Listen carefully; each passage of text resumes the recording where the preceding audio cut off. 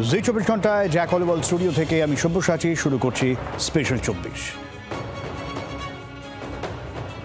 British prime minister Keir Starmer এলেন ভারতে, সঙ্গে বিশাল বিজনেস ডেলিগেটস। যে ব্রিটেন 200 বছর ধরে ভারতের শরীর নষ্ট করেছে তিলে তিলে, আজ সে দেশের প্রাইম মিনিস্টার এসে ভারতের গুণগান গাইছেন। বলছেন 2028 সালের মধ্যেই ভারত তৃতীয় বৃহত্তম অর্থনীতি হবে। যখন ব্রিটিশ প্রাইম মিনিস্টারের মন্তব্যে অর্থনৈতিক সমৃদ্ধির স্বপ্ন গাঢ় হতে শুরু করেছিল আমাদের, তখনই কি খবর? ভারতের দুই প্রান্তে দুই ফ্রন্ট শক্তিশালী হচ্ছে আরো। পাকিস্তানকে মিসাইল দিচ্ছে আমেরিকা, বাংলাদেশকে ফাইটার জেট দিচ্ছে চীন। দুই শত্রুপক্ষের মাথাতেই আবার ভারতের বন্ধু আমেরিকা, মোদির বন্ধু ট্রাম্প। এই কারণেই কি বারবার সেনাপ্রধান দীর্ঘমেয়াদী যুদ্ধ প্রস্তুতির কথা বলছেন। কিন্তু আমরা যাব কোন দিকে?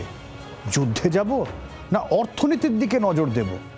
বিশেষজ্ঞরা বলছেন যুদ্ধ করেই টিকে থাকা এখন দস্তুর, যুদ্ধ সামলেই অর্থনীতিকে টেনে নিয়ে যাওয়াই এখন চ্যালেঞ্জ। অর্থাৎ ওই সিপিএমের চেনা স্লোগানের মতো, লড়াই লড়াই লড়াই চাই, লড়াই করেই বাঁচতে চাই। চাই না অবশ্যই, কিন্তু লড়াইটাই এখন বাধ্যতামূলক হয়ে দাঁড়াচ্ছে। কি কতটা চ্যালেঞ্জের মুখে আমরা খুঁজে দেখবো আজকের স্পেশাল 24-এ।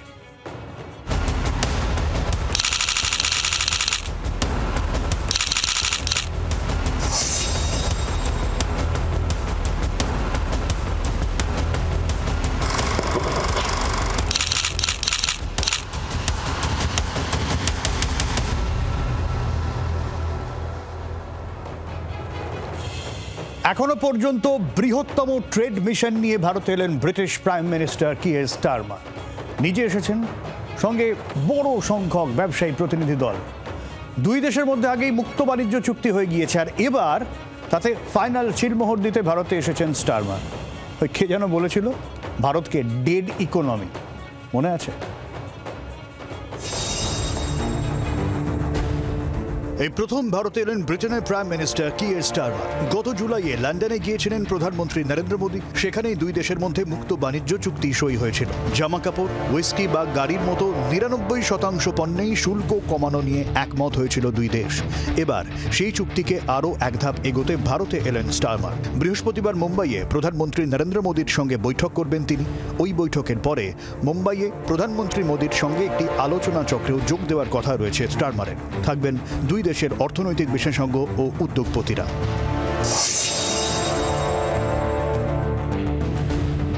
স্টারমার যখন ভারতে এসেছেন তখন দেশে উৎসবের আবহ। অর্থনীতির হাওয়া মন্দ নয়, জিএসটি কমেছে, তার জেরে গাড়ি বিক্রির হিসেব সামনে এসেছে। এবারের দুর্গাপুজো ও নবরাত্রির আবহে ব্যাপক বেড়েছে গাড়ি বিক্রি। এ বঙ্গেই আগের বারের থেকে 81% বেশি গাড়ি বিক্রি হয়েছে।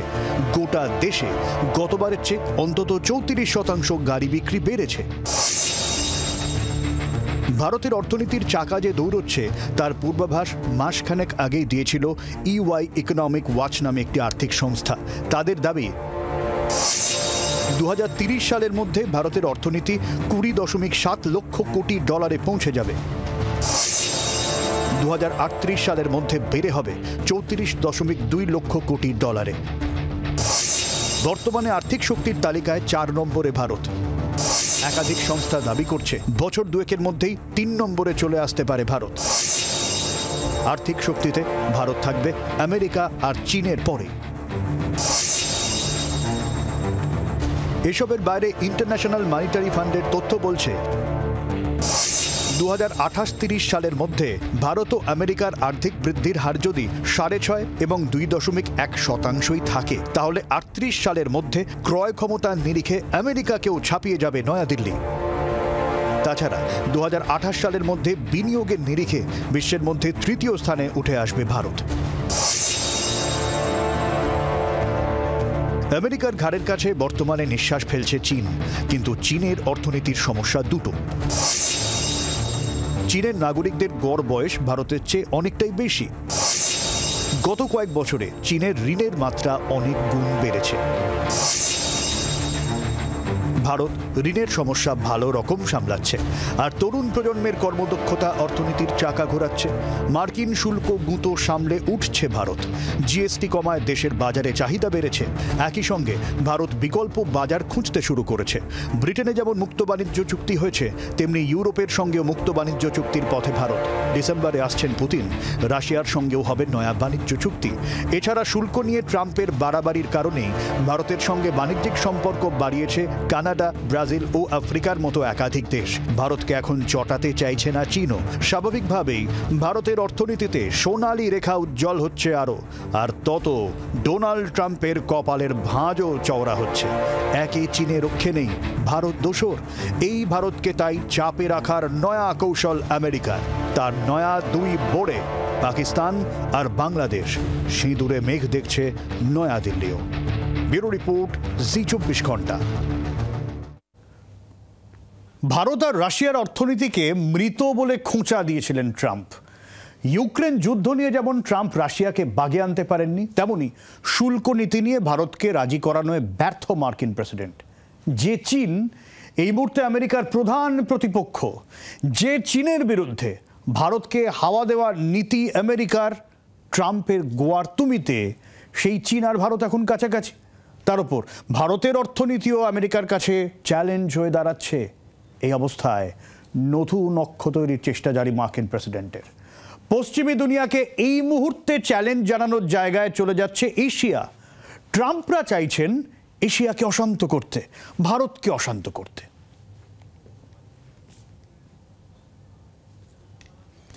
আর ভারতকে অশান্ত করার ছক করছেন মার্কিন প্রেসিডেন্ট। সে কারণেই ভারতের দুই ফ্রন্ট লাইনে ধোঁয়া দিচ্ছেন ট্রাম্প। একদিকে পাকিস্তান, অন্যদিকে বাংলাদেশ। এক দেশকেই অস্ত্র বেচছেন ট্রাম্প, আর অন্য দেশকে দিচ্ছেন ধোঁয়া। দুই জঙ্গি দেশকে উস্কানি দিয়ে ভারতকে অশান্ত করার ছক কিন্তু জোরদার। আর বন্ধু বেশি চীনও মাথায় রাখবেন, বিপদের ঊর্ধ্বে নয়।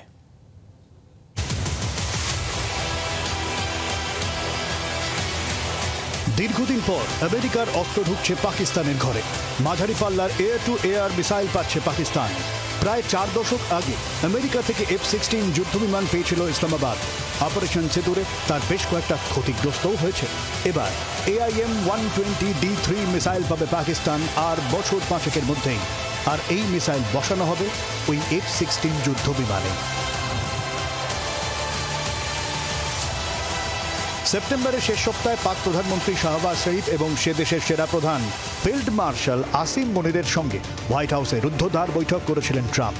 সেখানে পাকিস্তানের সামরিক ক্ষেত্রকে ঢেলে সাজানোর বিষয়ে ট্রাম্পের সম্মতি আদায় করে ইসলামাবাদ। অপারেশন সিঁদুরের পর ভারতের হাতে জোরালো চড় খেয়ে আমেরিকার কোলে বসেছেন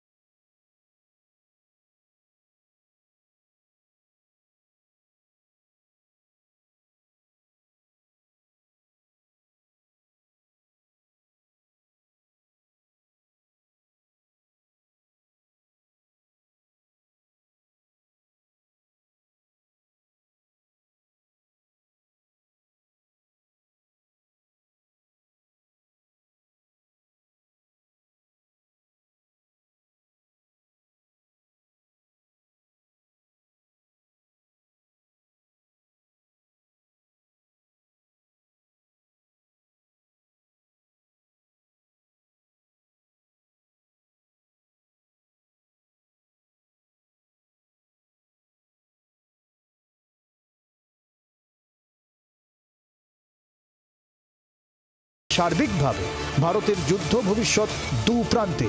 সে কারণেই কি গত মাসে সেনাপ্রধান বলেছিলেন যে ভারতকে দীর্ঘমেয়াদী যুদ্ধের জন্য প্রস্তুত থাকতে হবে।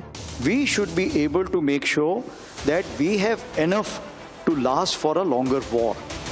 গত কয়েকদিনে প্রতিরক্ষা মন্ত্রী থেকে সেনাপ্রধান বা বায়ুসেনা প্রধানের মন্তব্য ধরলে একটা বিষয় স্পষ্ট, পাকিস্তানের সঙ্গে ভারতের সংঘর্ষ আবারও যে কোনো মুহূর্তে হতেই পারে।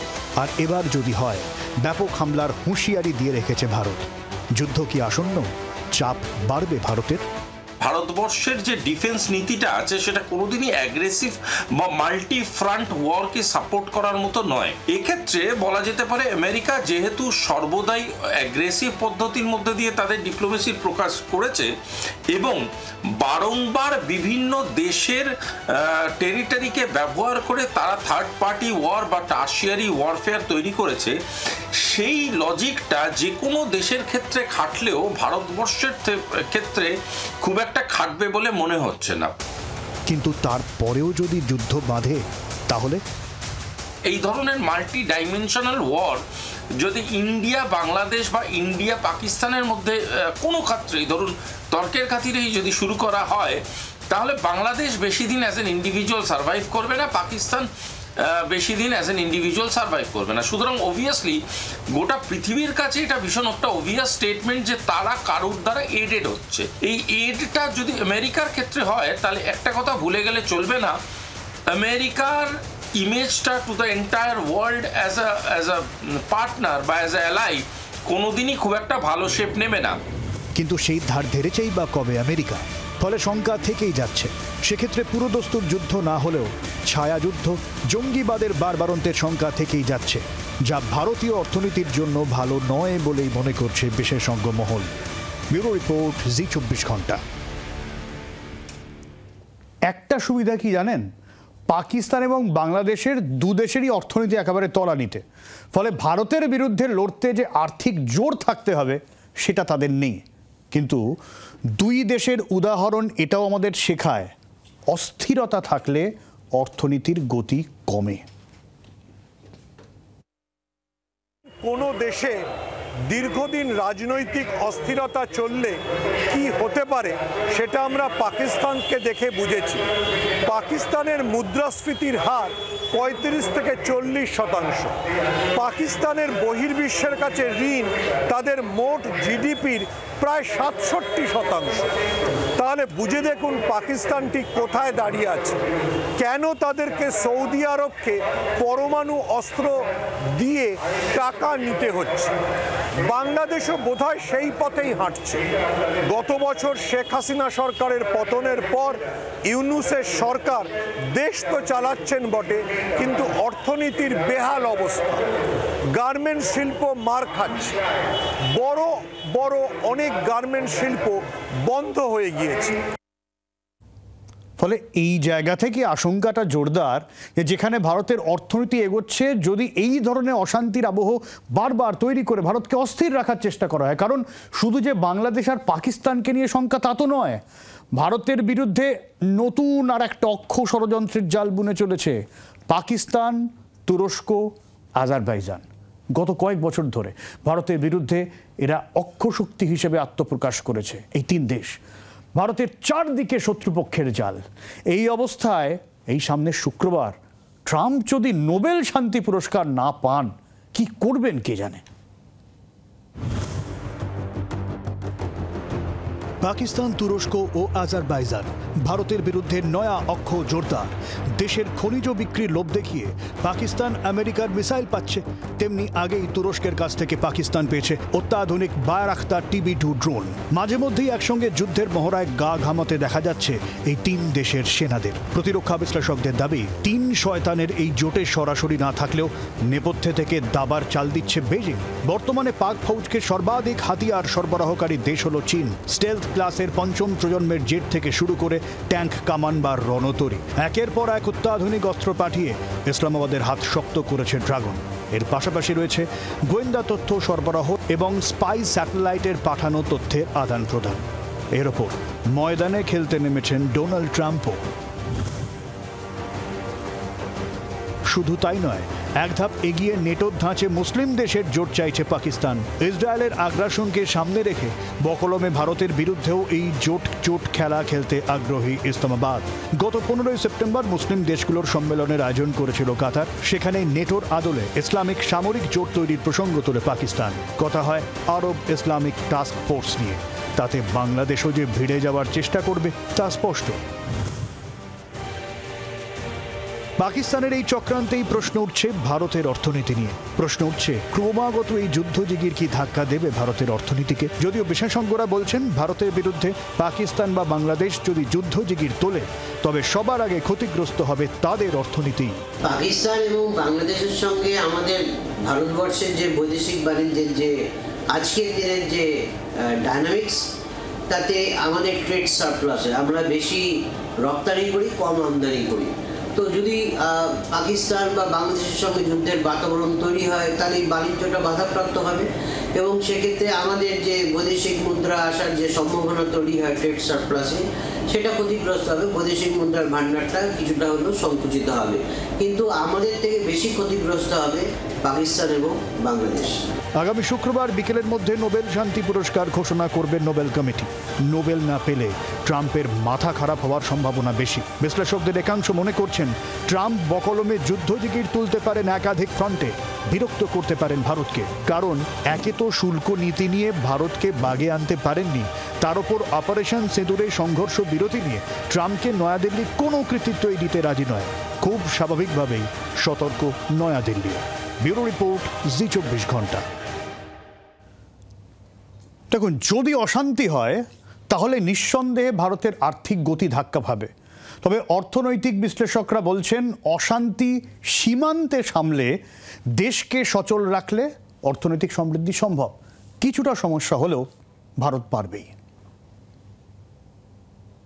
একটা জিনিস মাথায় রাখতে হবে, আজকের দিনে সারা বিশ্বের পার্সপেক্টিভে যদি আমরা দেখি, ভারতবর্ষে সেই অর্থে এখন অশান্তি নেই, কিন্তু সীমান্তে উত্তেজনাটা আছে এবং সীমান্তের লড়াইটা সীমান্তেই লড়ে নিতে হবে। রাজনৈতিক যে দ্বন্দ্ব, সেই দ্বন্দ্বটা ওখানেই শেষ করে আসতে হবে। অর্থনৈতিক উন্নয়ন বাধাপ্রাপ্ত হবে, এটা ঠিক, কিন্তু পাকিস্তানের রক্তচক্ষুকে আমরা উপেক্ষা করে পাকিস্তানকে তার যে আমি বলবো সহজাত উপায়, তাদেরকে যে লেসন দেওয়া, সেটা ভারতবর্ষের সৈন্যবাহিনী করতে সক্ষম।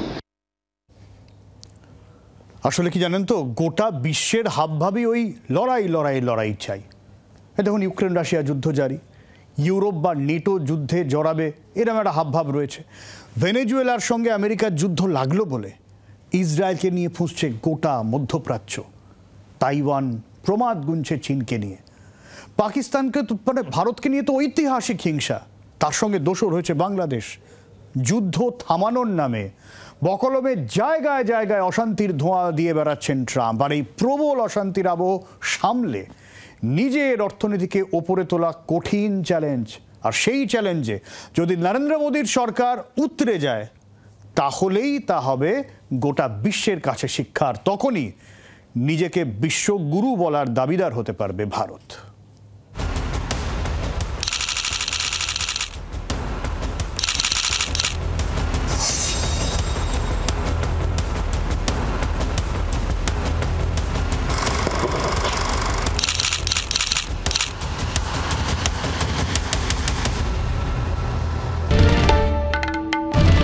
বাংলার আওয়াজ, বাঙালির আবেগ, জি 24 ঘন্টা।